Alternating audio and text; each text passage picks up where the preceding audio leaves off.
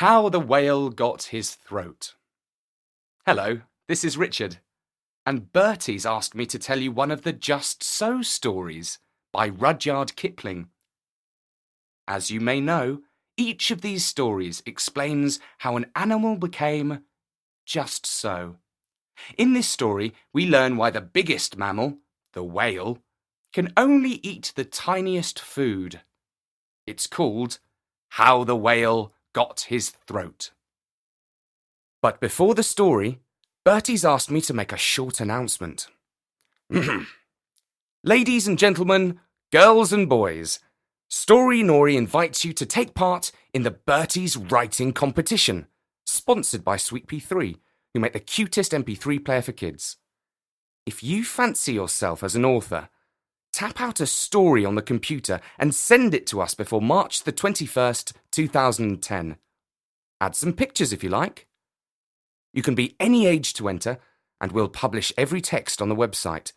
But to win one of the main prizes, you have to be 13 years or under.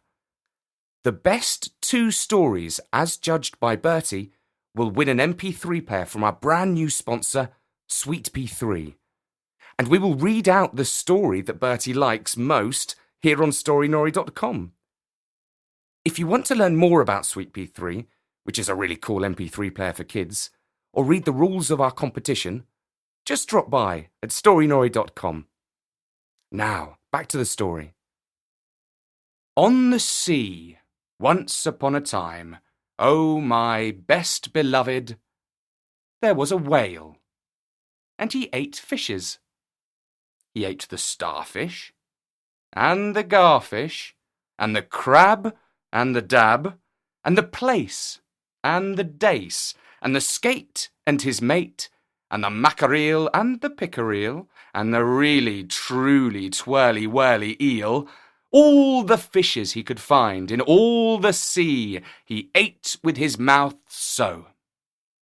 Till, at last, there was only one small fish left in all the sea, and he was a small 'stute fish, and he swam a little behind the whale's right ear, so as to be out of harm's way.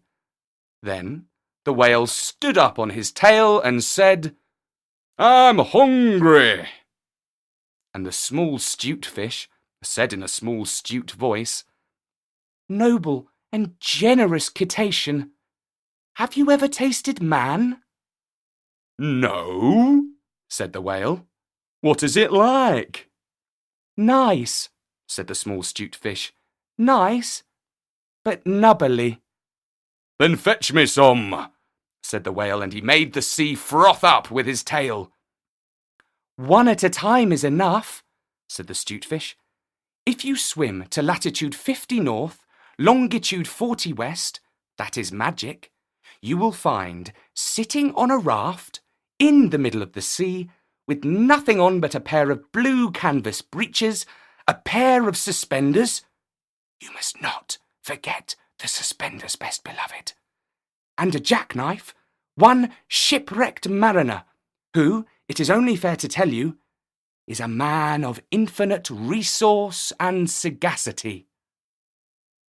So the whale swam and swam to latitude 50 north, longitude 40 west, as fast as he could swim, and, on a raft, in the middle of the sea, with nothing to wear except a pair of blue canvas breeches, a pair of suspenders, you must particularly remember the suspenders, best beloved, and a jackknife, he found one single, solitary, shipwrecked mariner, trailing his toes in the water. He had his mummy's leave to paddle, or else he would never have done it, because he was a man of infinite resource and sagacity. Then the whale opened his mouth back and back and back till it nearly touched his tail, and he swallowed the shipwrecked mariner, and the raft he was sitting on, and his blue canvas breeches, and the suspenders, which you must not forget, and the jackknife. He swallowed them all down into his warm, dark, inside cupboards. And then he smacked his lips so, and turned round 3 times on his tail. Imagine a picture of the whale swallowing the mariner with his infinite resource and sagacity, and the raft and the jackknife, and his suspenders, which you must not forget. The buttony things are the mariner's suspenders, and you can see the knife close by them. He is sitting on the raft, but it is tilted up sideways so you don't see much of it. The whitey thing by the mariner's left hand is a piece of wood that he was trying to row the raft with when the whale came along. The piece of wood is called the jaws of a gaff. The mariner left it outside when he went in. The whale's name was Smiler, and the mariner was called Mr. Henry Albert Bivens, A.B. The little stutefish is hiding under the whale's tummy, or else I would have drawn him.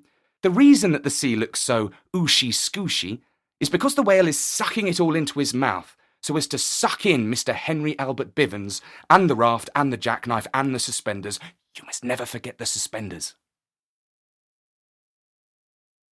But as soon as the mariner, who was a man of infinite resource and sagacity, found himself truly inside the whale's warm, dark, inside cupboards, he stumped, and he jumped, and he thumped, and he bumped, and he pranced, and he danced, and he banged, and he clanged, and he hit, and he bit, and he leaped, and he creeped, and he prowled, and he howled, and he hopped, and he dropped, and he cried, and he sighed, and he crawled, and he bawled, and he stepped, and he leapt, and he danced hornpipes where he shouldn't, and the whale felt most unhappy indeed.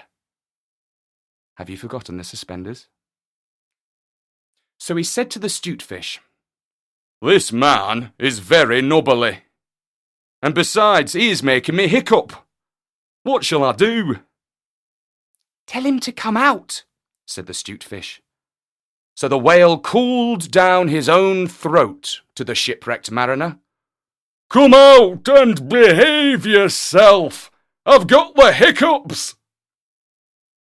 "Nay, nay," said the mariner. "Not so, but far otherwise. Take me to my natal shore and the white cliffs of Albion, and I'll think about it." And he began to dance more than ever.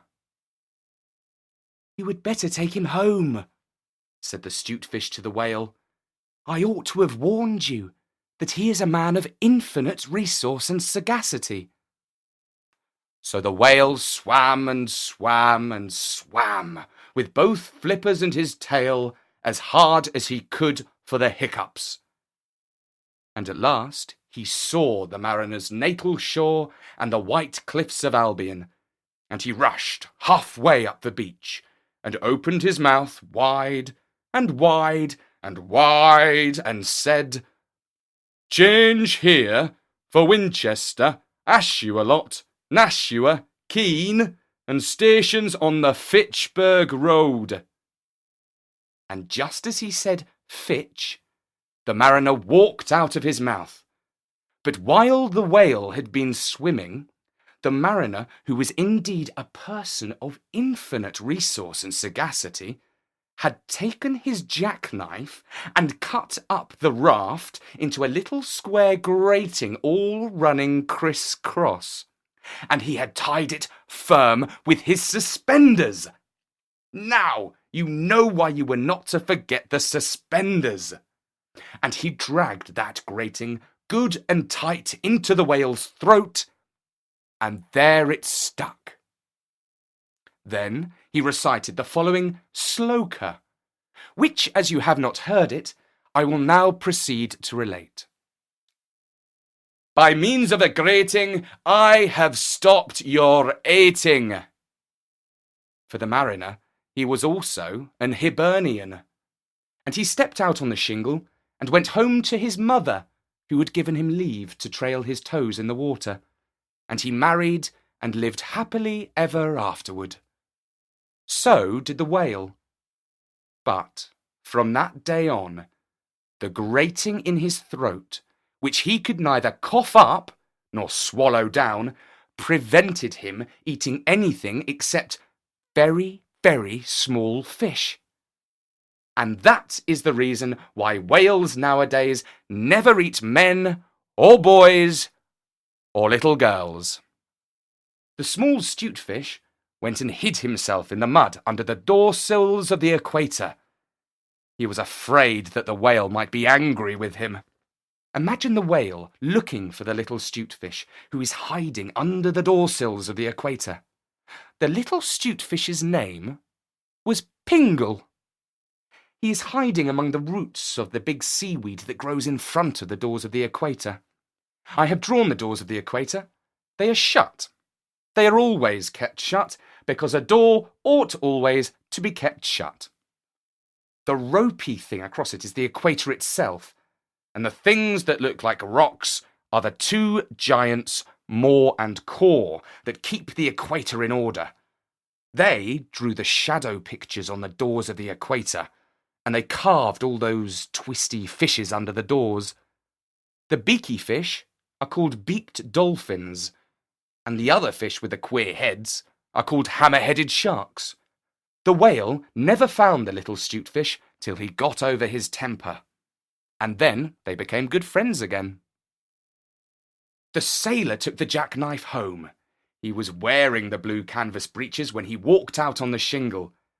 The suspenders were left behind, you see, to tie the grating with. And that is the end of that tale. That was How the Whale Got His Throat by Rudyard Kipling. Bertie says he likes the story as much for the way it sounds as for what happens. Kipling added this short rhyme about a sea voyage to the story. When the cabin portholes are dark and green because of the seas outside, when the ship goes whop with a wiggle between, and the steward falls into the soup tureen, and the trunks begin to slide, when Nursey lies on the floor in a heap, and Mummy tells you to let her sleep, and you aren't waked or washed or dressed, why then you will know, if you haven't guessed, you're 50 north and 40 west. I do hope you enjoyed the story.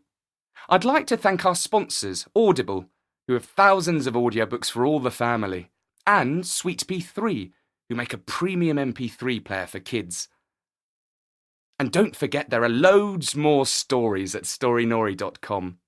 For now, from me, Richard Scott, bye-bye.